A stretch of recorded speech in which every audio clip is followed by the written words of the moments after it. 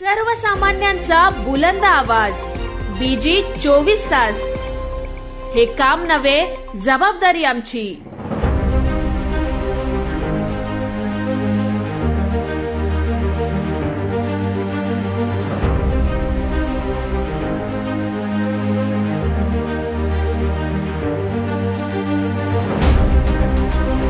नमस्कार, दशरथ मुने। बघा, उपोषण करते जे आहेत ते उपोषण करते प्रत्येक वेळेस स्वतःचा खर्च करून उपोषणाला बसतात। हे अधिकारी करतात काय, हा पहिला प्रश्न आहे। ही पहिली त्यांची जबाबदारी म्हणून ते त्यांना वाटतच नाही का आपली ती जबाबदारी आहे। जर उपोषण केल्यानंतर यांची साईट चालू होते आणि उपोषण करायच्या अगोदर यांच्या साईट सगळ्या बंद असतात, साईट स्लो आहे अशी कारण सांगितली जातात। मग उपोषणाला बसल्यानंतर यांची साईट कशी चालू झाली? त्याच्यानंतर मुदतवाढ ही उपोषणाला बसल्यानंतर सांगितलं का आता 3 दिवस वाढवून मिळाले। मग याच्या अगोदर यांना ते करता आलं नाही का? यांची जबाबदारी नाही का ती? या अधिकाऱ्यांची ती जबाबदारी होती, परंतु तहसील कार्यालयामध्ये असू द्या, तहसीलदार कार्यालयामध्ये RTI टाकला किंवा एखादा अर्ज केला तर ते कचऱ्याच्या टोपलीत टाकून देतात, अजिबात लक्ष देत नाही। त्याच्यानंतर पंचायत समितीला तीच परिस्थिती आहे। शिक्षकांची भरती, आता एक जांभिवली गौरकामतला एक हायस्कूल आहे, 3 वर्ष एकच शिक्षक आहे, 3 वर्ग आणि एक शिक्षक। बाहेरच्या संस्थांकडून आम्ही शिक्षक घेऊन ते मुलांना ते शिकवतात सगळं अभ्यासक्रम, पण शासनाची जबाबदारी काहीच नाही का? 3 वर्ष जिल्हा परिषदला आम्ही अलिबागला फेऱ्या मारतो, शिक्षकांची मागणी करतो, पण शिक्षक काही मिळत नाही। एकच शिक्षक आहे आणि 2 शिपाई आहेत एवढ्या मोठ्या हायस्कूलमध्ये। त्याच्यानंतर PWD ऑफिसमध्ये माहितीचा अधिकार टाकला किंवा तक्रार केली, अजिबात त्याचं उत्तर दिलं जात नाही। पाटबंधारे विभाग तीच परिस्थिती आहे, कुठलाही RTI टाकला, माहिती अधिकार उपोषणाचा इशारा दिला तरी सुद्धा ते अजिबात लक्ष देत नाही। हे सर्व शासकीय अधिकारी हे गेंड्याच्याच गाठीचे आहेत। मी स्पष्ट बोलतो, सर्व शासकीय अधिकारी ना, कारण ज्यांना मी अर्ज दिलेला आहे त्यांच्याबद्दल बोलतोय।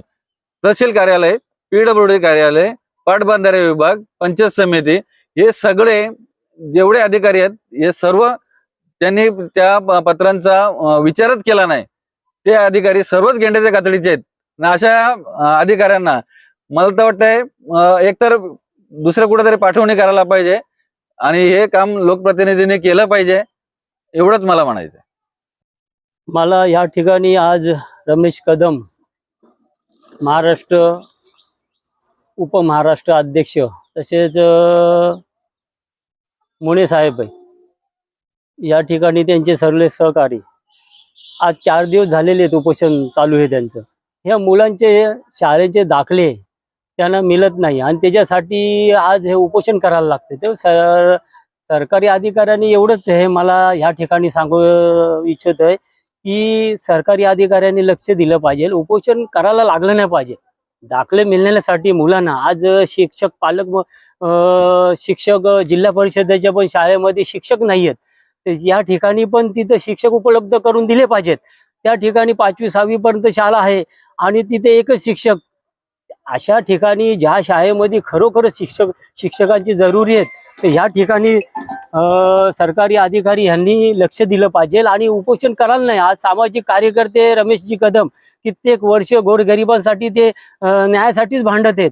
त्यांना हे आज मुलांचे 10वी 12वीचे रिझल्ट लागलेत, त्यांना दाखले शाळेतून सरकारी दाखले, त्यांना उत्पन्नाचे दाखले जे पण त्यांना जे मुलांना मिळाले पाहिजे, टायमामध्ये मिळाले पाहिजे, त्याच्यासाठी आज त्यांनी ते वेबसाईट चालत नाही, हे नाही चालत, अशा कुठले पण बहाणं चालत नाहीये। त्यांनी सरकारी अधिकाऱ्यांनी ह्याच्यात जास्तीत जास्त लक्ष दिलं पाहिजे आणि उपोषण करायला, सामाजिक कार्यकर्त्याला उपोषण करायला लागलं नाही पाहिजे, तर हे दाखले मिळाले पाहिजेत। ह्या ठिकाणी मी आज यांची भेट घ्यायला आलो, ह्याच ठिकाणी खरोखर ते सामाजिक कार्य करत आहेत आणि गोरगरिबांसाठी धावत आहेत।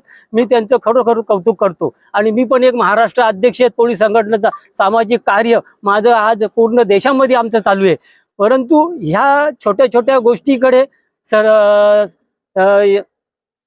अधिकाऱ्यांनी लक्ष दिलं पाहिजे, एवढंच मी या ठिकाणी बोलू इच्छितो।